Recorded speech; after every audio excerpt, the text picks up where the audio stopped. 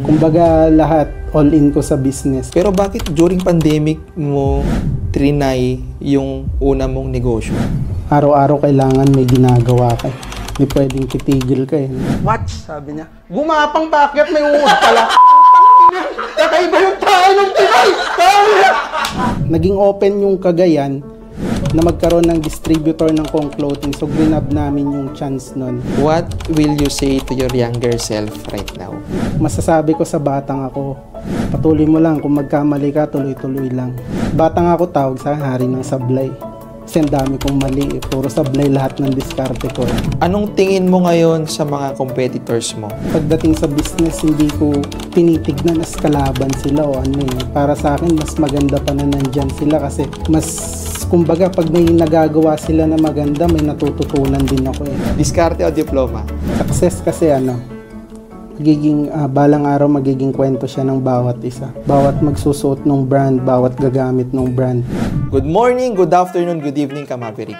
Welcome to the first episode of the Maverick Stories wherein we will feature the stories of unconventional individual. Of course, ang ating first episode ngayon walang iba kundi ang owner ng apparel shop na Aim.Age. Walang iba kundi si Mr. Alvin Agaran. Sir? Sir, thank you sa pagpapaunlak.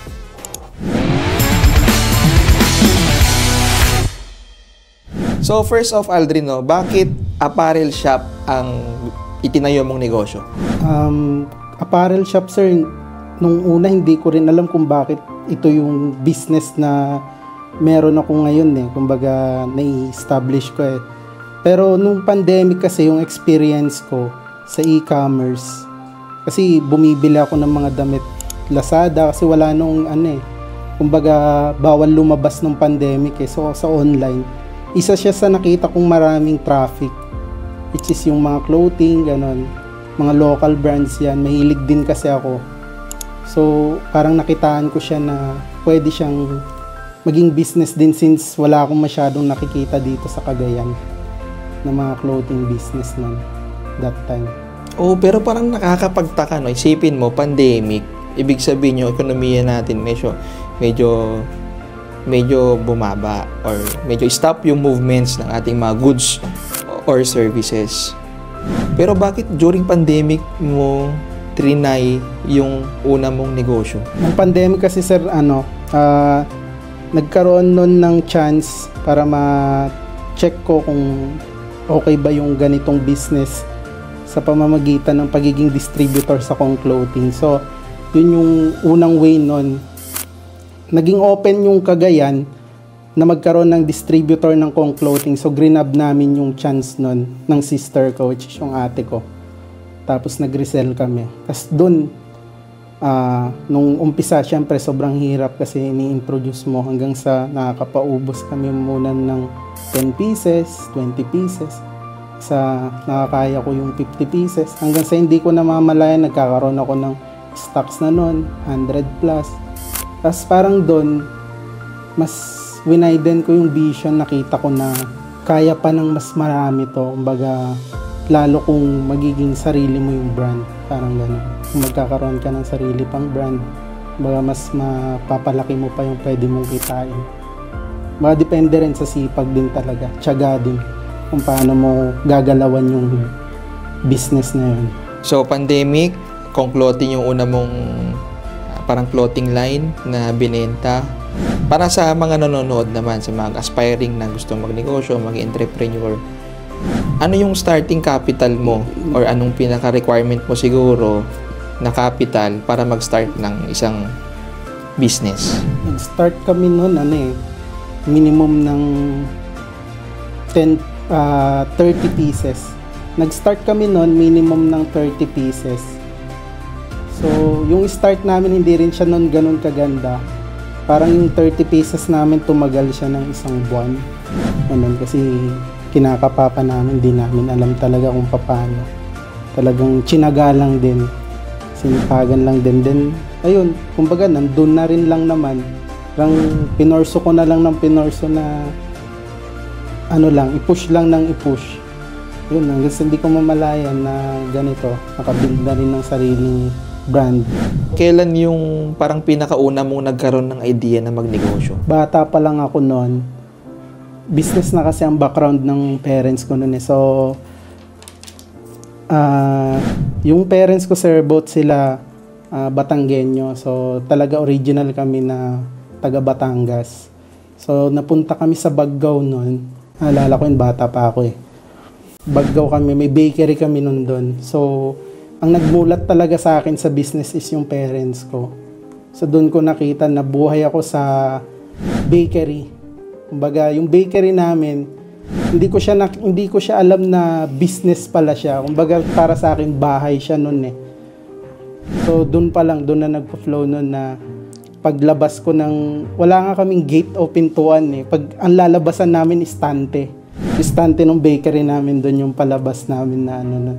Which is, yun, doon kami binild ng parents namin na yung bakery namin is yun na yung bahay. At the same time, doon na kami kumukuha ng kakainin namin sa araw-araw. So, yun na rin yung naging business namin. So, masasabi ko na yung parents ko yung nagmulat sa akin sa business. Doon ko siya nakita. So, sa tingin mo ba bilang, andyan, mga nanonood sa atin, mga magulang, na gusto ring magnegosyo yung kanilang mga anak, napaka-importante ba na magkaroon ng mga foundation habang bata pa lang para, di ba, mas mamulat na silang maging entrepreneur? Tingin ko lang, sir, malaking bagay din yun na mamulat sila. Kung talagang yung parents nila is may dati ng background sa business or may business na talaga na kinamulatan sila, maganda rin na may share sa mga anak nila, ganon. Pero kung talagang yung parents mo is wala namang business o is mahirap din siya na part eh. Kumbaga, siguro dito sa narating ko to na ngayon na may sariling business is thank God din ako dahil doon ako namulat. Kumbaga may business yung parents ko nung umpisa. Parang doon ko siya nakita. So, isang malaking magandang foundation din yun na namulat ako sa ganun. Kaya siguro masasabi ko rin na kaya yung ibang success ko dito is part din nung pagmulat nila sa akin sa ganung bagay, which is yung nasa business. So, sa tingin mo, Aldrin, ano yung pinakamahirap sa pag-i-start ng negosyo? Siguro, sir, yung puhunan.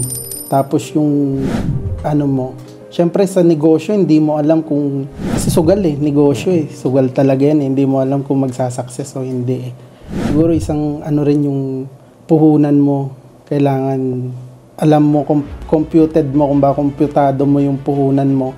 At the same time, alam mo kung ano yung market mo, kung ano yung papasukin mo. Yun ang isa sigurong mahirap na bagay na kailangan mong pag-aralan bago ka mag-business.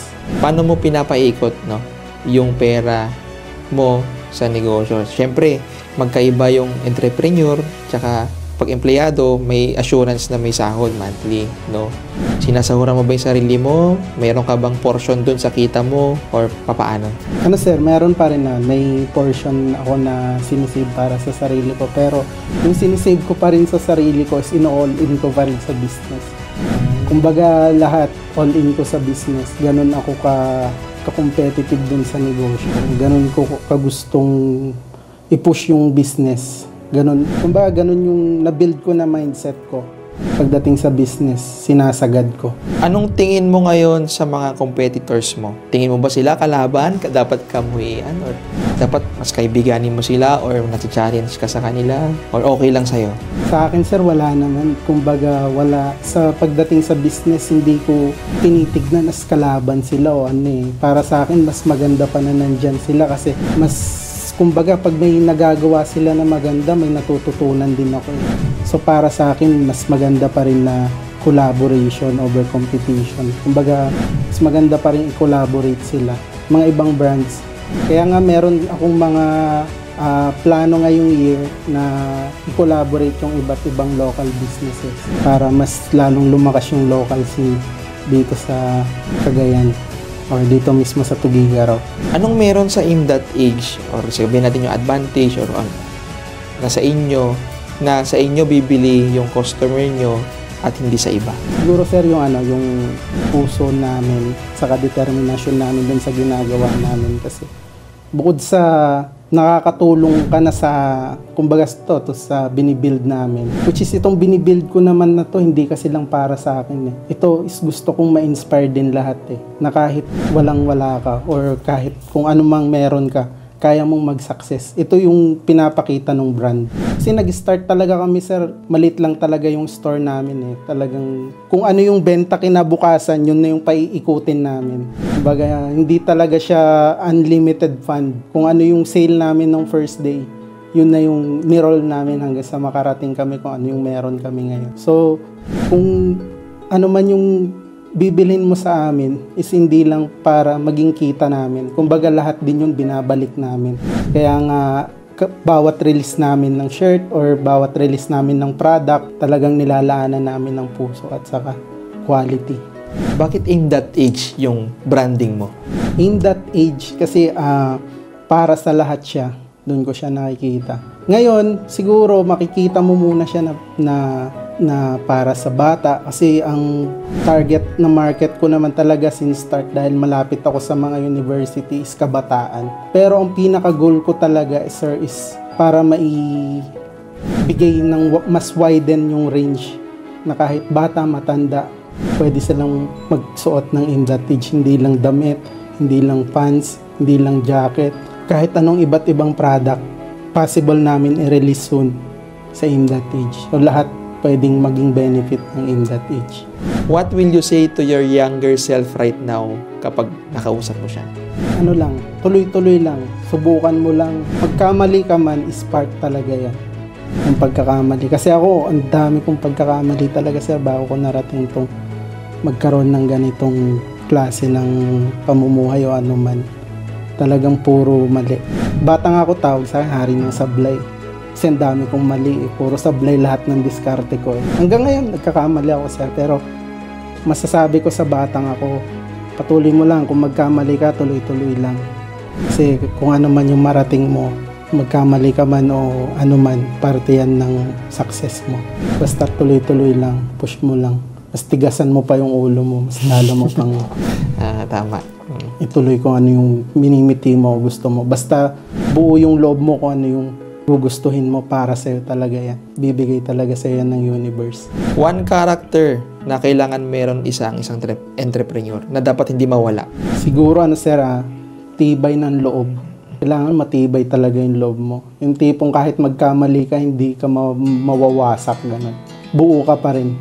Na tipong kahit magkamali ka, susolusyonan mo pa rin. Tapos susubok ka ulit. Tapos kung magkamali ka man, susolusyonan mo pa rin, susubok ka ulit. Nasa makuha mo talaga kung ano yung para sa'yo. Siguro yung isang malaking bagay na meron dapat. Tibay ng loob. Tibay ng loob talaga. Diskarte o diploma? Para sa akin, sir, both. Pero ako, hindi ako nakapagtapos talaga, sir. Hanggang first year college lang ako. Sinubukan ko. Actually, fourth year high school ko sa Baggao nun, saktong may sakit yung mother ko na nun, cancer. Hindi ko natapos yung fourth year high school ko kasi umalis kami doon, kailangan naming ibenta yung business namin. Kaya napunta ako sa tita ko nun. Pagdating ko sa tita ko, akala ko mag-aaral ako. Straight namasukan ako sa bakery ng tita ko. Kumbaga, nagbenta ako ng tinapay. So doon ko mas nakita yung talagang mukha ng buhay na from dati anak ka ng owner hanggang sa naging parang katulong ka sa negosyo, which is dun sa tita ko. Hindi ko naman yun sir, tinitake ng negative. Sobrang laki ng natutunan ko dun. Sobrang masasabi ko na kung maulit man yun, balikan ko man yun, hindi ko pinagsisisihan yun kasi sobrang ganda ng natutunan ko dun. Wala rin ako siguro kung nasaan ako ngayon kung hindi nangyari yung bagay na yun. Which is napakaganda talaga na isang pangyayari din yon kasi doon ko mas natutunan kung gaano talaga dapat mong i-treat or tignan yung buhay. Para sa akin sir, both pa rin. Kahit ganun yung nangyari na diskarte yung nagdala sa akin dito. Kung may chance ka na mag-aral ka. Kasi ako sinubukan ko eh. Fourth year high school nga ako, nag-ALS ako para makatawid ako ng college eh. Tapos nag-first year college ako. Dugtong ko lang sa nag-first year college ako. Meron kaming teacher nun, patapos na yung first sem. Sabi sa amin ng teacher namin, actually nakapasa ako dun sa exam namin na to, kaso yung half ng klase namin hindi nakapasa. So parang prinangka niya kami kasi kami yung last batch nun ng first year high school, college, tapos magsi-senior high na yung mga susunod. So kung hindi namin may pasa, ibig sabihin wala nang kasunod na kailangan namin mag-petition. Kailangan nyo pumasa. So ang nangyari, sir, prinangka kami ng teacher namin na imbis na ituloy pa namin, bakit hindi na lang kami tumigil or mag vocational course para diretso trabaho na. Which is dun nun, kahit naipasa ko yun, parang tinamaan ako. Kaya Vocational ka rin ba nun? hindi, sir, pag uwi ko, pumunta ako sa ate ko, sabi ko hindi na ako tutuloy. Mahaba pa pala to. Kaya pumunta na ako noon ng Batangas, nagtrabaho. Kumbaga, hinanap, nagdagdag ako ng skills ganun, machine natin ko kung ano yung meron pa ako. So, kumbaga lahat ngayon, kung nasaan ako ngayon, is part yun ng diskarte talaga. Pero, ibabalik ko dun sa question mo, sir, kung may chance man talaga, mas magandang mag-aral. Piliin mo yung mag-aral. Huwag mo munang isipin yung diskarte kasi darating yan. Kung makatapos ka, yung tipong degree holder ka, tapos papasukin mo pa yung diskarte, sasamahan mo, mas perfect yun. Kasi marami akong hindi alam yun, kaya nag-hire ako ng ibang tao para gawin nila yung mga bagay na hindi ko alam. Kasi kung alam ko lahat, di na ako kukuha. Ako na lang di ba? Kaya para sa akin, diploma pa rin, mag-aral ka pa rin. Tapos saka mo, pagka natapos mo yun, saka mo samahan ng diskarte. Mas effective yun. Ayan, so diploma over diskarte. Para sa mga viewers natin ngayon, if given the chance. Sir, diploma, tapos diskarte. Sa pagnenegosyo ba, kailangan ng inspirasyon? Kasi kunyari, nalogi ka, ma-inspire ka pa ba? Kung ang daming problema, ma-inspire ka pa ba? Di ba? So, in your perspective or in your view, ano yung di ba sabi mo kanina, kailangan porsigido lang lagi. So, ano yung sikreto mo para kailangan always grind ka lagi, porsigido ka lagi? Sa akin kasi, sir, naabot ko na yung pinaka-rock bottom, kumbaga, ng life. Ang galing na ako doon. So, yun yung parang ayaw ko nang balikan.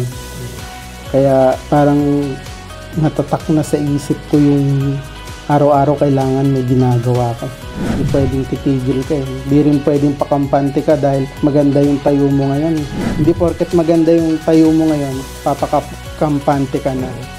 Talagang kailangan mo pa rin, sugudin kung ano pa yung mga pwede mong gawin.